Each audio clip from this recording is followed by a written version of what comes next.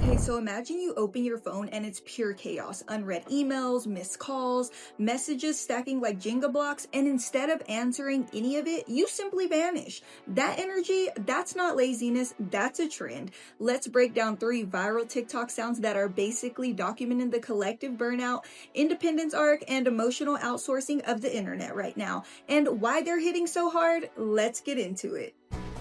Trend number 1, I'm not available. It's an all-time favorite of mine. This trend starts with creators flashing how overwhelming their phone looks. Emails from work, missed calls, unread texts, and then hard cuts to whatever they're doing instead of responding. Maybe they're skiing, maybe they're hiking, maybe they're horizontal in bed with a face mask, staring at the ceiling like a Victorian child with a cough. The whole joke is everyone needs something from me, and I've decided no. How you're gonna do it? You open with visual stress, notifications, buzzing, clutter. On-screen text is usually something dramatic like 24 emails, 12 calls, 200 messages, then me. And smash cut to peace, silence, escape. Why it's going viral? Because availability has become a full-time job. Even we know this. This trend isn't about ignoring people, it's about opting out. We're living in a world where being reachable is expected at all times, especially for work. So watching someone choose anything else feels rebellious. It's aspirational avoidance, it's soft protest, it's the fantasy of being unreachable without consequences. And the reason it works, because everyone watching wishes they could do the same thing, even for an hour. Trend number 2, never mind, I'll do it myself. Everyone's been there. This sound captures that exact micro moment when someone disappoints you, not even in a big way, and something inside you just snaps. You don't argue, you don't explain, you just quietly decide, cool, I don't need you anymore. Creators act out that switch flipping. 1 second they're asking for help or relying on someone, the next second lone wolf, solo mission, independent to an unreasonable degree. You're going to do it by dramatizing the letdown. Someone flakes, someone misunderstands, someone mildly inconveniences you, then the second hits and your whole demeanor changes. Suddenly it's, I'll handle it, I don't ask anyone, I move alone.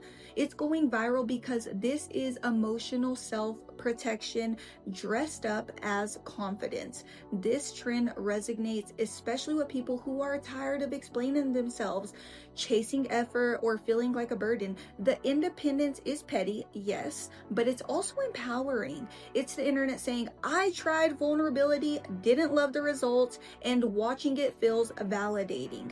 Even if we know it's a little dramatic, that's the fun in it. Trend number 3, hey Siri, call my sister. The validation hotline every one of us needs. This sound is for moments when you're upset, misunderstood, or low-key furious, and you already know who you need to call. Not for advice, not for solutions, for agreement. Creators are using it to show instant reflex. When something happens and you think, yeah, I need my person, you're gonna do it by acting out the situation. Someone annoys you, invalidates you, misses the point, you pause, then you say, hey Siri, call my sister. The sister could be literal, or it could be your best friend, your mom, your group chat. The point is the person who will not challenge your version of events. It's going viral because we are all outsourcing emotional regulation. This trend is funny, but it also is deeply human. It shows how we cope when we don't feel seen. Sometimes we don't want growth. We want someone to say, no, you're right, that is insane. It highlights how important chosen validation has become in an overwhelming world. And it works because everyone has that one person that we all call on. What ties all 3 trends together is control. Control over availability, control over dependence, control over who gets access to your emotions. These trends aren't just jokes, they're coping mechanisms packaged as content. They reflect burnout, overstimulation, and a generation learning when to disconnect, go solo, or call in your backup. And honestly, that's why they're everywhere, because right now being unreachable, independent, or emotionally selective isn't rude, it's survival.